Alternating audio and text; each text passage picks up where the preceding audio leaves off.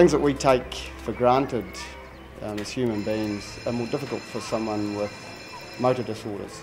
When we're coaching a rugby team and we put the boys in the gym or we're coaching on the training field, the whole idea is to get transfer to the game, and that's what I love about conductive education, is that it gets transfer from the classroom into life, and it teaches them skills that they need to be able to do in society. Hi, I'm Wayne Smith, and I'm proud to be patron of the New Zealand Foundation for Conductive Education. My interest arose really because my son Joshua has got cerebral palsy.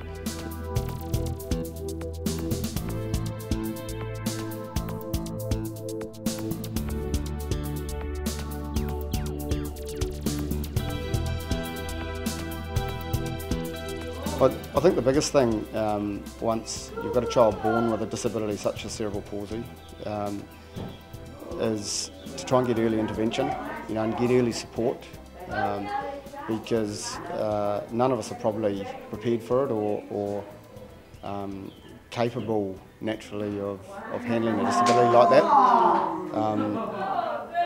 So I would say access a conductive education unit as soon as you can. Find out what early intervention means, what resources are available, what sort of support there is for the family, but get into it as early as you can, because a lot of the skills and a lot of the stretching and the functional stuff that they need to learn can be done from an early age.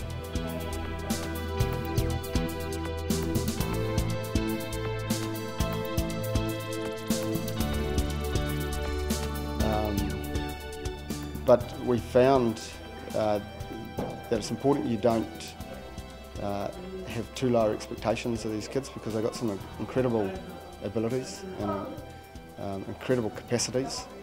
So you don't want to set the bar too low. At the same time, you've got to have those little gains along the way, and I think that's where conductive education plays a major part, because the conductors are really experienced in creating little goals, helping the kids reach them, whether that be skill-wise or emotionally or behaviourally, in terms of learning. But don't undersell them. You still have dreams for your children with a disability, and I think that's really important.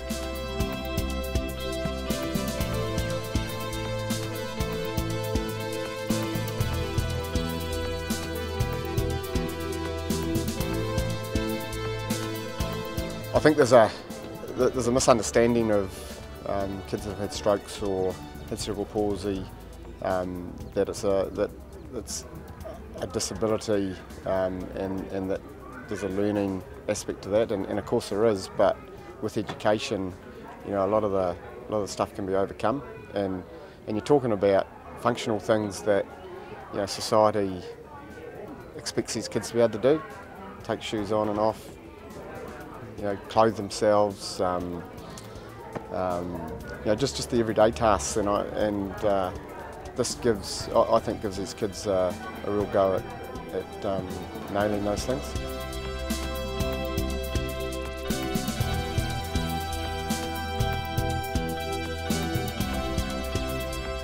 I think the great thing about conductive education is that it's a package, and you know that you're accessing the best for your children. It also has an element of bringing the parents together, so you're with people with like issues, like problems, you're able to discuss them, you see that you're not alone out there, and because bringing up some of the disabilities is a family thing, it's a family responsibility, and that's what I love about this as a resource, as an education movement. I think it must be great for the families to have that support.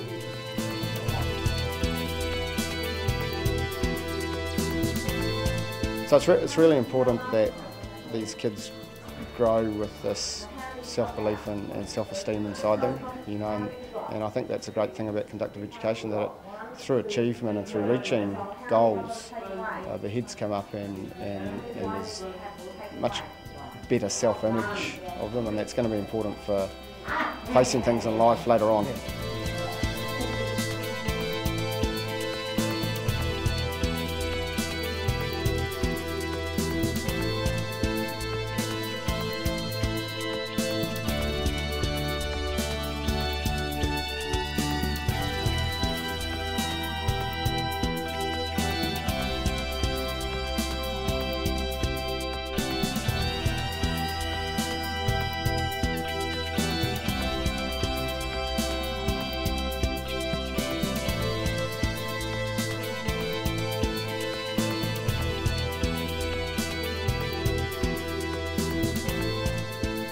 I know as a parent of a cerebral palsy boy, sometimes you feel alone out there.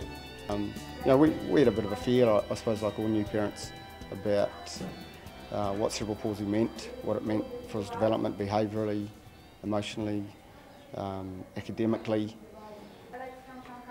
So if you've got a child with a motor disorder such as cerebral palsy, I'd really recommend that you find a conductive education centre that's nearest to you. You can go on the website to access that. The earlier that you can get an intervention, the earlier you can get support for yourselves, for your family, and for your child, the better it's going to be.